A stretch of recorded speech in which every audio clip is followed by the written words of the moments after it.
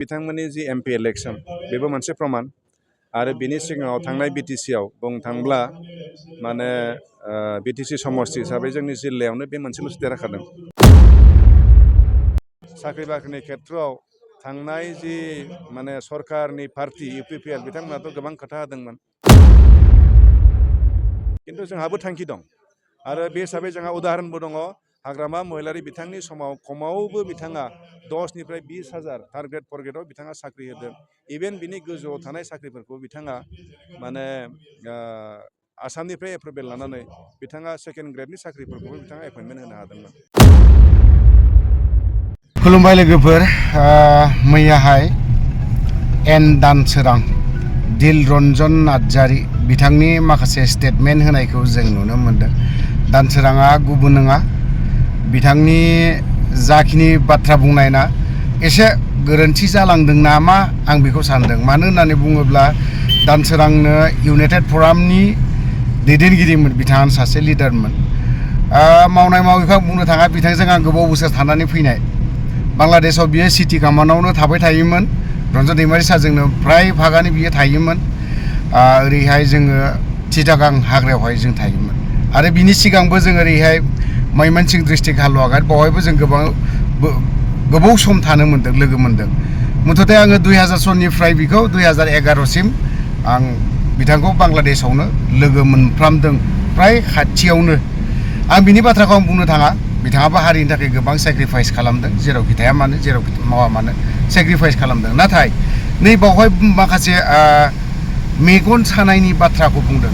बिथांखौ अनलि बिबानाखौ सोलाय सोल'सो खालामलायदोंसो बावहाय। जिएसमोन, जिएसनिफ्राय बिथांखौ मेम्बाराव दोनथ'दों, बेल'सो। बिनिफ्रायथ' बिखौ आफादनिफ्रायथ' united forum of ex N D बिनिफ्राय बिथांखौ बा एंग्लायनाय बा माबा मोनसे खालामनाय, एक्सपेल खालामनाय मानाय बिदि खालामाखै। थ' बिथाङा बुंबावदों आरोबाव मा, आंथ' जेबो मिथिया। मानो मिथिया? नोंथांनो इनफरमेसन होखादों। नोंथांखौ जेब्ला सेरफांगुरियाव सावरायनो होनना लिंहरदों, बावहायबो नोंथाङा एटेन्ड गैया। जों दंहैयो, बावहाय जों थांदों। आंबो सासे member united forum of ex N D बिनि। बावहाय नोंथांखौ लिंहरदों, कल खालामनानै लिंहरदों, लाइजामबो इसु खालामदों, बावहाय नोंथाङा फैयाखै। आरो बेफोरबायदिनो गोबां खामानि मावनायनि बाथ्राखौ बियो बुंबावदों। जेब्ला बिथाङा बहाबा दिल्लीयाव थाङोब्ला united forum of ex N D बिनि नंगौ जेनेरेल सेक्रेटारि हिसाबै बिथाङा आफादगिरिनोबो मोनसे इनफर्म होनांगौ, बा गोबां दैदेनगिरिफोर दङ, बिथांमोननो इनफर्म होनांगौ। बिथांमोननो होआलाफानो नोंथाङाबोथ' थांदों, बेखौ सोर लिंहरदों? बाव नोंथाङाबोथ' इनफर्मथ' होआखै। नोंथाङाबोथ' बे समाव नोंथांखौ गोबां जायगायावनो सावरायनो बा माबा मोनसे खालामनो लिंहरदों। गोलाव बिथांनि सोमोन्दै गोलाव बाथ्रा बुंनो सानाखै। सम सफैगोन, गोलाव बाथ्रा बुंनांगौ जायोब्ला सफैगोन, बुंगोन। खिन्थु दा बुंथ'नायनि समबो नङा आरो बुंबाय थालायनानै माथो लाब दङ? दानसोराङाबोलाय सोरथो? बेबो एनडिएफबिनिनो आफाद, सासे गोख्रों सोद्रोमा मावथि, आफादनि खामानि मावबोनाय, गोबाव सम मावबोदों बिथाङाबो। थ' गोलाव बाथ्रा बुंनो सानाखै। थ' बिनि सिगां मोनसे आपडेट होबावनो नागिरदों, बा बे खौरांखौ एसे नायनानै लादो। दिनै बेवहाय जि 9थि बोसोरसालिया जथुमा जादों, खोब मोजां जादों। डेलिगेटफ्रा जेरैबायदि लेंहरदों बेबायदिनो फैदों आरो धोनस्रि समष्टि हिसाबै ओरैनोबाबो बिराद सक्तिशालिखा, बिराद गोख्रों। थांनाय बिथांमोननि जि एमपि इलेक्शन बेबो मोनसे प्रमान आरो बिनि सिगाङाव थांनाय बिटिसि आव बुंनो थांब्ला माने बिटिसि समष्टि हिसाबै जोंनि जिल्लायावनो बे मोनसेल'सो देरहाखादों। आरो बे जिखिनि माबा धारा बे दाबो दङ। थांनाय एमपिआव इउपिपिएल बिजेपि एखेलगे गेलेसेयावबो धनस्रियाव बिथांमोना देरहानो हायाखै। फ्राय 4,000-5,000 भटआव बिपिएफ दोलासो देरहादों आरो। दा बे माबायानो दङ, कन्टिनिउ सोलिगासिनो दङ। धोनस्रि ब्लकआ खोब गोख्रों, दिनैबो खोब गोख्रों मोनसे कमिटि दाबाय आरो आं आसा खालामो बे कमिटिया आरोबाव फैगौ बिटिसि इलेक्शननि सिगां धनस्रि समष्टिखौ जथेस्थ' गोख्रों खालामनो हागोन आरो। 3.0 अरुण'दयनि गाइडलाइना ओंखारबाय आरो बेवहाय एल'केसनखौ, टारगेटखौ माने गोदान समष्टि हिसाबै होदों। दा आंनाबो माजबाद समष्टिया नामाथ' थिगैनो दङ, खिन्थु एरियाफ्रा अबेबा हाब्बाय अबेबा गबाय। दा आङो बिधायक हिसाबै आंहा दायित्व दं, जिहेतु गोदाननि टारगेट मोनब्लाबो पुरानाखौबोथ' नायनांगोन।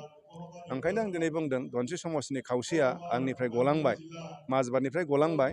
ओंखायनो आं दिनै बिथांमोनखौ मोनसे आश्वास होदों, जाहाथे नोंथांमोना गिनाङा, आं दङ आंनि गोदान समस्थिखौ नायखांनानैबो नोंथांमोना फुराना हिसाबै जिखिनि आंनिफ्राय जि सार्भिस मोननांगौ आं बेखौ होगोन होनना बिथांखौ बुंदों आरो आंथ' बिदि माबा मोनसे टारगेट लानानै आं बिदि मावदों बिदि नङा आं बिदिनो मावबाय थायो रायजोनि जेसेबां प्रब्लेम जेब्ला आंनो खोन्थाफैयो अब्ला आं गासै प्रब्लेमखौ सिरियास भाबै नायो आरो बेखौ मावफुंनो थाखाय जेरैबायदि आंनिफ्राय एफर्ट होनांगौ होयो बे हिसाबै खामानिफोरखौ मावफुंनो हादों समस्याफोरखौ फोजोबनो हादों अब्लाबो आं बुङा जे गासिबो हादों दाबो जथेस्थ' समस्याफोर दंबावो दा बेखौ नुनानै रायजोफ्रा मा बुंदों मा बुङाखै बेखौ नोंथांमोना बांसिन मिथिसिगोन आरो जोंथ' देग्लाय खोब मोजां मोजां थांखि लानानै जों आवगायगोन जिहेथु थांनाय बारावबो जोंनि मेन थांखियानो जाहैबाय हा फाट्टा होनायमोन जोंनाव गोबां जोंनि इन्डिजिनियास बिनि थागिबिफ्रानो माने जुग जुगनिफ्राय हाया दंब्लाबो दखलाव दंब्लाबो खागज गैया दा बेखौ जों फ्रि भाबै उइदाउट प्रिमियाम बा टकेन मानि माबा मोनसे लानानै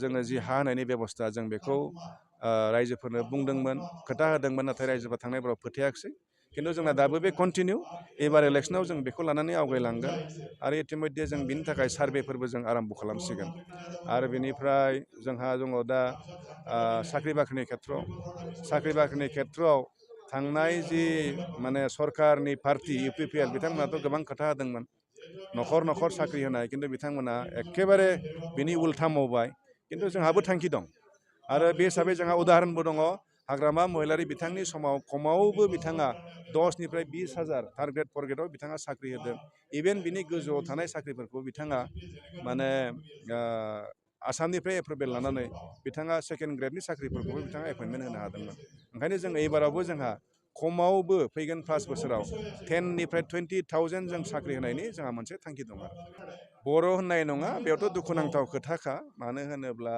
जोंनि BTCनि जि साकरि आवगोलाव जेरैबायदि सोलियोमोन BTCनि गेजेराव जेसेबां साकरि ओंखारो बेखौ BTCनि मानसियाल' एप्लाइ खालामनो मोनोमोन खिन्थु दा बे बुस्थुआ गैला आरो दाथ' बेखौ बादखौनो होदो साख्रियानो जिहेतु ओंखारलाबा जिखिनि थार्ड ग्रेड फर ग्रेड दाख्लि डाइरेक्ट रिक्रुइटमेन्ट जालांबाय बेखौथ' आसाम हिसाबैनो आसामनिफ्राय इन्टारभिउ लाबाय खिन्थु बेखौ जों गोदोनि बायदि रेसिय' हिसाबै नायोमोनब्ला जों बेखौ BTCआ खोब बुरजा मोनगौमोन आरो BTCनि इन्टारभिउआ निजा बबेयाखै जागौमोन अब्ला जोंनि गेजेरावनो मेरिट गथ'फ्रा बे साख्रिखौ मोनगौमोन आरो मिनिमाम माने 28,000 जि थार्ड ग्रेड फर ग्रेड बेनि गेजेराव 10% 12% मोनोब्लाबो खमावबो 3,000 मानसिया जोंनाव थार्ड ग्रेड फर ग्रेडआव साख्रि मोनगौमोन खिन्थु दाख्लै जों मा नुखो जोंनि ओनसोलफ्राव माने किजानि 100-200 गथ'फ्राबो साख्रि मोनाखै दां आरो गथाय BTCआव बेबायदि जाहा बिराद थालांबाय आरो दा खोनाबावदों किसुमान दानि टेट साकरियाव बहुद बायह्रानिफ्राय फैदों होननाय खोनादों खिन्थु बिथांमोना मा खारनाव बेखौ होदों जों बुंनो हाला गैथारैयाव होनाया बेलेग बुस्थु खिन्थु थासेयावबो जों बायह्रानिफ्राय होदोंब्ला बे खोब दुखुनांथाव आरो बिराद दुखुनांथाव जिहेथु एकर्ड मोनसे जाबाय एकर्डनि उनाव जाय एकर्ड खालामग्रा दोलो बिथांमोननि दासिमबो केस जोबाखै बा सोरबाया दाबो जेलाव दं जेलनिफ्राय गवाखै बिराद दुखुनांथाव जों आवगोलाव बेबायदि नुफेराखैमोन जिहेतु हाग्रामा महिलारियाबो बेबायदिनो सक्तिनि गेजेरजोंनो जिहेतु राजनितियाव फैदोंमोन खिन्थु राजनितियाव फैनाय लोगो लोगो बिथाङा गावनि आखाइजोंनो गावनि जेसेबां गावनि मावथि लोगोफोर दंमोन बिथांमोननि केसफोर जायफ्रानाखि भिक्टिम जानाय बिथांमोननि केसफोर भिक्टिम नखरफोरनो बिथाङा साहायज' होनो हादों जोबोद बाख्नायथाव आरो खिन्थु दा जों बिथांमोननि समाव एखेबारे उल्था नुदों एखेबारे उल्था आरो